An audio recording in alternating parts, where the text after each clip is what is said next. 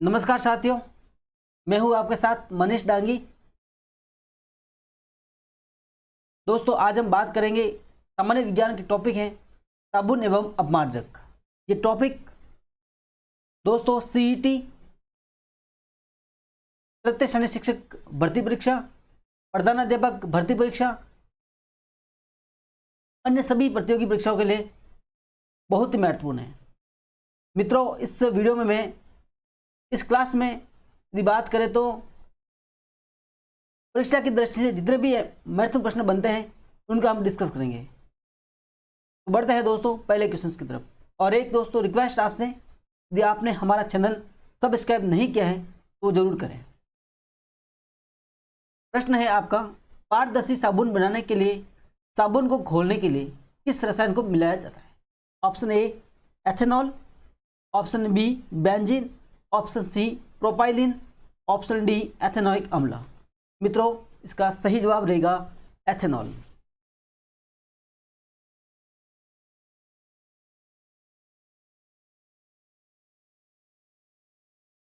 Okay दोस्तों, A option is right answer. यदि बात करें दोस्तों साबुनीकरण की प्रक्रिया में, साबुन होते हैं वो वसा अम्लों के सोडियम हाइड्रोक्साइड यानी NaOH और KOH के जलीय विलयन के साथ गर्म करने पर बनाए जाते हैं। और दोस्तों पारदर्शी साबुन बनाने के लिए, पारदर्शी, ये भी आपको ध्यान रखना है, पारदर्शी साबुन बनाने के लिए ग्लिसरॉल मिलाया जाता है, ग्लिसरीन मिलाया जाता है, ग्लिसरीन मिलाया जाता है। ओके, नेक्स्ट प्रश्न पर बात करते हैं हम।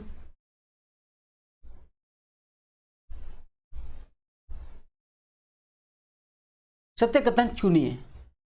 ऑप्शन ए डिटर्जेंट लैटिन भाषा का शब्द है जिसका अर्थ स्वच्छ करने वाला होता है। ऑप्शन बी सबसे पुराना अपमार्जक साबुन है। ऑप्शन सी संश्लेषित अपमार्जकों के द्वारा जल प्रदूषण की समस्या उत्पन्न होती है। ऑप्शन डी उपयुक्त सभी। मित्रों, इसका सही जवाब रहेगा ऑप्शन डी यानी उपयुक्त सभी। ओके दोस्तों, जो डिटर्जेंट होता है वो लैटिन भाषा का शब्द है और उनका शाब्दिक अर्थ क्या होता है? टू क्लीन या टू वीप यानी स्वच्छ करने वाला।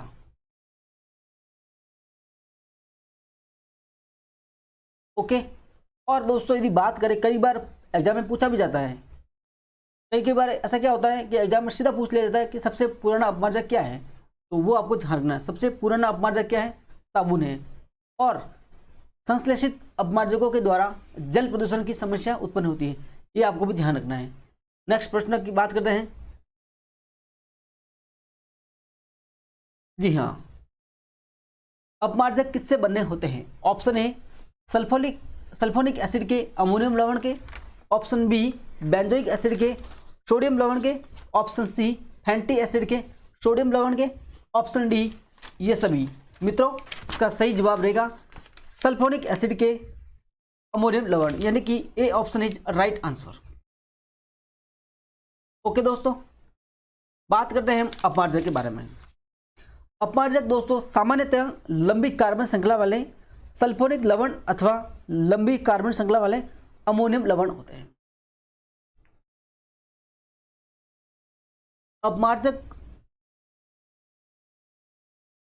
अपमार्जक सामान्यतः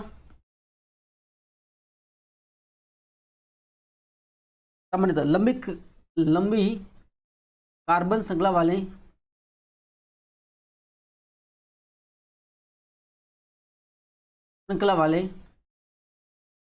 सल्फोनिक लवण या अमोनियम लवण होते हैं,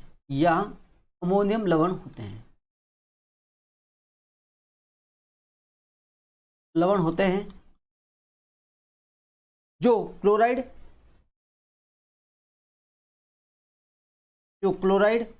या ब्रोमाइड आयनों के साथ बनते हैं। क्लोराइड या ब्रोमाइड आयनों के साथ बनते हैं। आयनों के साथ बनते हैं।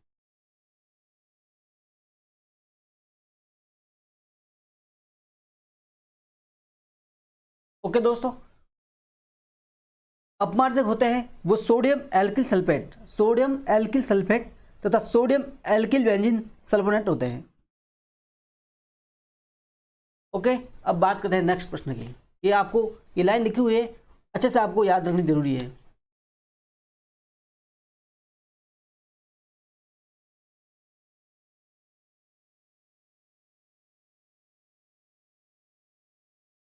जी हाँ, अपमार्जक के संबंध में कौन सा कथन सत्य है?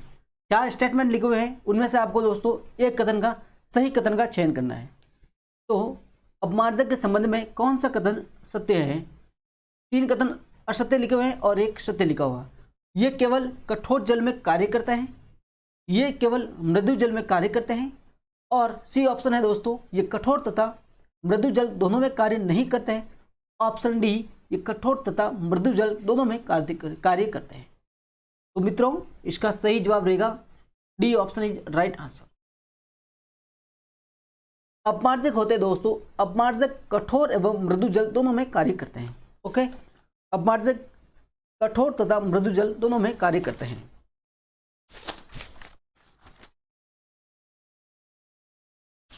यदि बात करें दोस्तों अपमार्जक की, तो अपमार्जक साबुन के जैसे ही होते हैं, अपमार्जक साबुन के जैसे ही होते हैं, साबुन के जैसे ही होते हैं, लेकिन ये कठोर और, लेकिन ये कठोर तथा मृदु जल,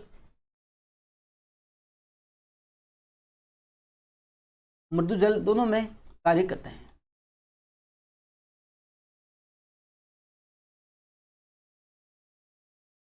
ओके, और दोस्तों यदि अपमार्जक की बात करें तो ये सफाई के लिए व्यापक उपयोगी, ये सफाई के लिए व्यापक उपयोगी है।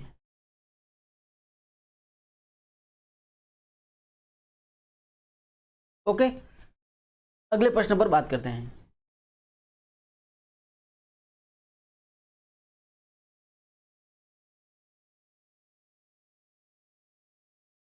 साबुन के संबंध में सत्य कथन है, साबुन के संबंध में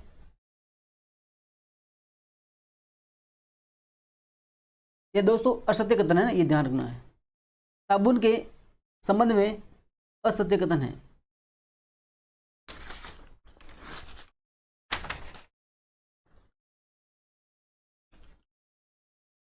तो बात करते हैं ऑप्शन ए की। साबुन के अणु लंबी श्रृंखला वाले स्टेरिक पामेटिक कार्बोक्सिलिक अम्लों के लवण होते हैं। ऑप्शन बी, सबसे पुराना अपमार्जक साबुन होता है। ऑप्शन सी, ये मिश्रित संरचना का निर्माण करते हैं। ऑप्शन डी, ये कठोर जल में कार्य करते हैं। मित्रों, इसका सही जवाब रहेगा ये कठोर जल में कार्य करते हैं, यानी कि ये गलत आंसर है। आपको पूछा है कि असत्य कथन का चयन करना है ना, तो ये आपको ध्यान रखना है, असत्य कथन। तो ये कठोर जल में कार्य नहीं करते हैं।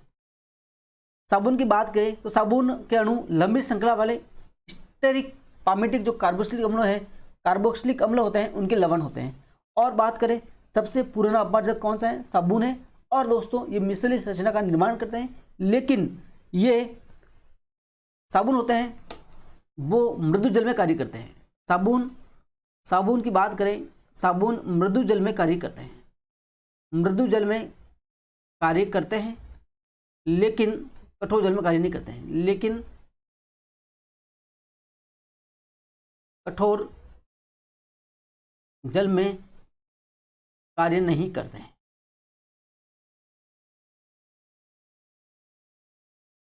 ओके, ऐसा क्यों है दोस्तों जो कठोर जल में कार्य नहीं करते हैं? क्योंकि कठोर जल में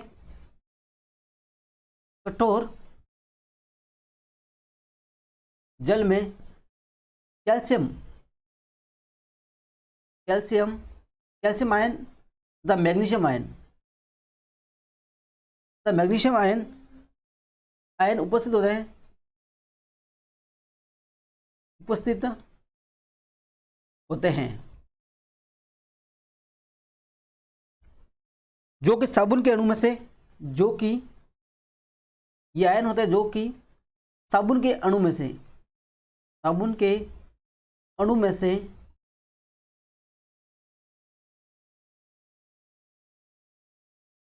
सोडियम आयन को प्रतिस्थापित कर देते हैं। साबुन के अणु में से सोडियम के आयन को प्रतिस्थापित कर देते हैं। ओके दोस्तों, बात करें साबुन की, तो साबुन केवल मृदु जल में कार्य करते हैं लेकिन कठोर जल में कार्य नहीं करते हैं। और ऐसा क्या कारण है? क्योंकि कठोर जल में जो कैल्शियम आयन और मैग्नीशियम आयन उपस्थित होते हैं, जो कि साबुन के अणु में से सोडियम आयन को प्रतिस्थापित कर देते हैं। ओके दोस्तों, अगले प्रश्न पर बात करते हैं।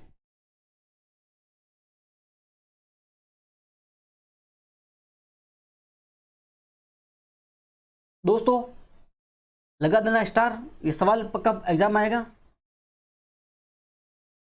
वर्तमान में अपमार्जकों की क्षमता एवं गुणवत्ता बढ़ाने के लिए डैश मिलाए जाते हैं। Option A glycerine, option B benzoic अम्ल, option C sodium परऑक्सीबोरेट,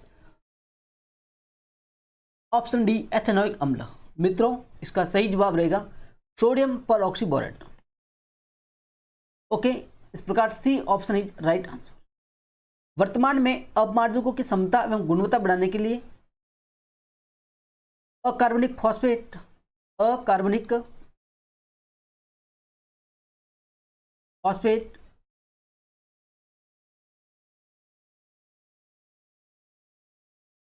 sodium परऑक्सीबोरेट, sodium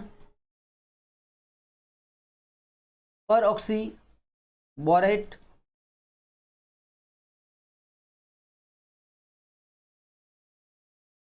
तथा प्रतिदीप्त यौगिक भी मिलाए जाते हैं। प्रतिदीप्त यौगिक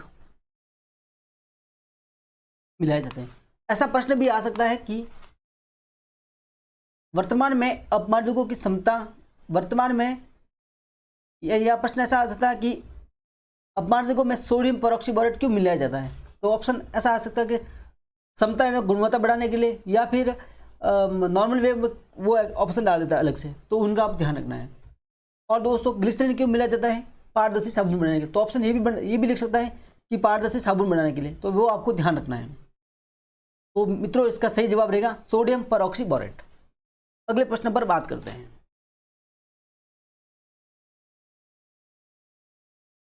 अच्छा प्रश्न है और इंपॉर्टेंट भी है।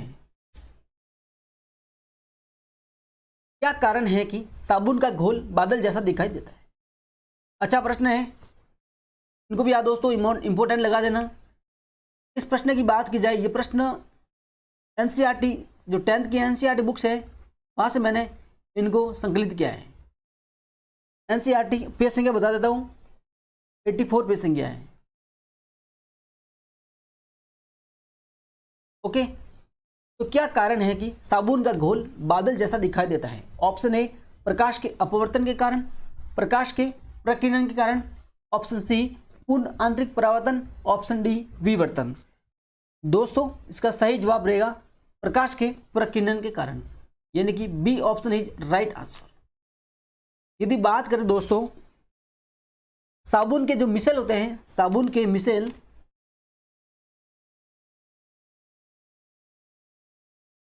मिसेल प्रकाश को प्रकीर्णित करते हैं, प्रकाश को प्रकीर्णित करते हैं अतः साबुन का घोल बादल जैसा दिखाई देता है। साबुन का घोल बादल जैसा दिखाई देता है।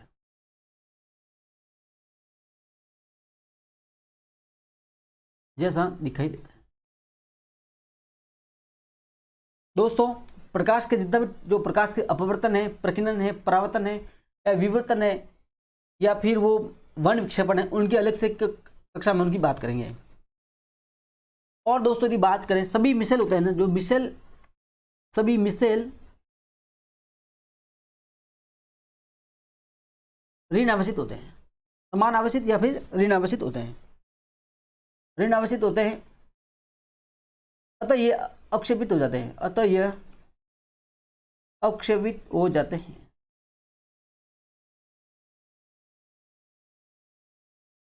ओके, मिसेल, जो मिसेल होते हैं ना, मिसेल विलेन में कोलाइड विलेन,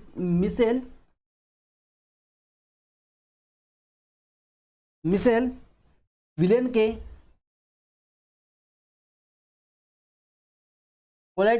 कोलाइड के रूप में होते हैं, कोलाइड के रूप में होते हैं। ओके, अगले प्रश्न पर बात करते हैं।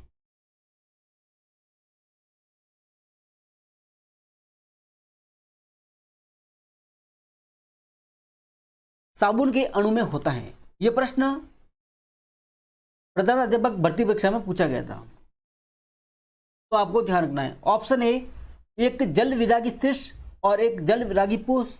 ऑप्शन बी, एक जल विरागी शीर्ष, ऑप्शन व ए जल विरागी पूछ। ऑप्शन सी, एक जल विरागी शीर्ष व एक जल विरागी पूछ।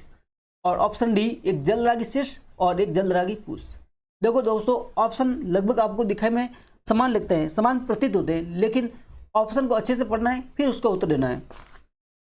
कई बार एग्जाम में प्रश्न गलत हो जाता है, तो अच्छे से उनको पढ़ना है, फिर उनका उत्तर देना है। तो दोस्तों, साबुन के अणु में एक जल विरागी शीर्ष और एक जल विरागी पूछ होगी, यानी कि C option is right answer. Okay, यदि साबुन के अणु ऐसे होते हैं जिनके दोनों सिरों के विभिन्न गुणधर्म होते हैं, साबुन के अणु ऐसे होते हैं जिनके दोनों सिरे होते हैं वो विभिन्न गुणधर्म वाले होते हैं। तो जल में विलय होगा, जल में विलय एक सिरे को जल रागी कहते हैं, जल रागी। और जो हाइड्रोकार्बन विलय होगा, हाइड्रोकार्बन में, तो वो दोस्तों जल विरागी होगा, जल विरागी। ओके, हाइड्रोकार्बन होगा वो अंदर की ओर होगा, ये दोस्तों अंदर की होगा, मिसेल की संरचना में अंदर की ओर। और ध्रुवीय सिरा बाहर की तरफ होगा। ओके, लेकिन आपको ध्यान रखना है, साबुन के अणु में एक जल रागी शीर्ष होगा, जो शीर्ष होगा वो जल रागी होगा, और पूछ होगी वो जल विरागी होगी। ओके, अगले प्रश्न पर बात करते हैं।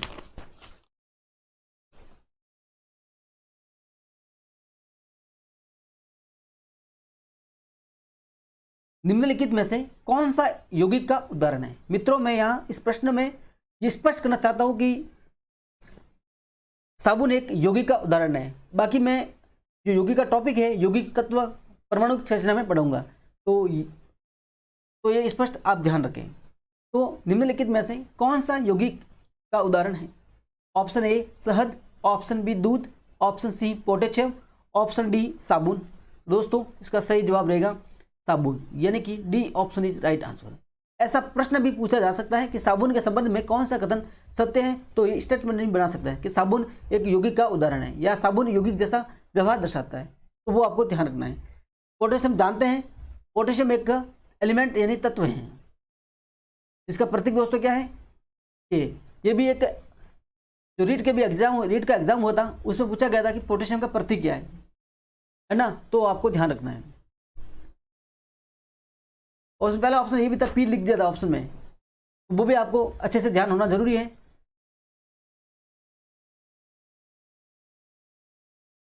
तो इस प्रकार साबुन एक यौगिक का उदाहरण है। साबुन क्या है दोस्तों?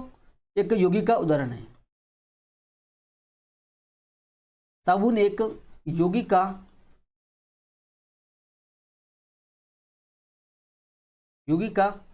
उदाहरण है। अगले प्रश्न पर बात करते हैं।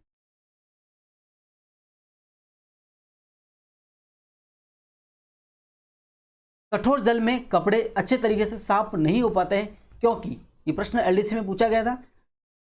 कठोर जल में कपड़े अच्छे तरीके से साफ नहीं हो पाते हैं क्योंकि ये जल सूने में कठोर होता है।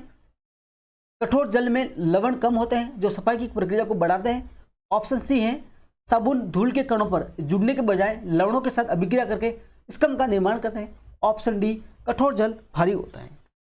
मित्रों इसका सही जवाब रहेगा C option is right answer. कठोर जल में कपड़े अच्छे तरीके से साफ नहीं हो पाते हैं क्योंकि जो साबुन होता है वो धूल के कणों पर जुड़ने के बजाय लवणों के साथ रिएक्ट करके स्कम का निर्माण कर लेता है। इस प्रकार कठोर जल में कपड़े जो होते हैं अच्छी तरह से नहीं धुल पाते हैं। और दोस्तों यदि बात करें कठोर जल में गुल्ले कैल्शियम आयन तथा मैग्नीशियम आयन साबुन से क्रिया करके अघुलनशील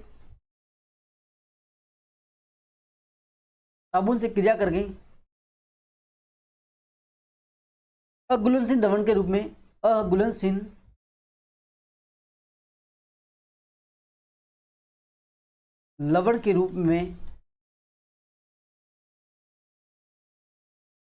अवक्षेपित हो जाते हैं।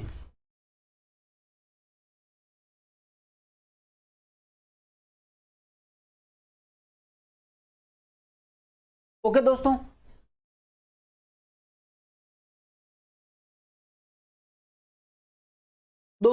फिलहाल आज की बुलेटिन में इतना ही। तब तक आप सभी का धन्यवाद।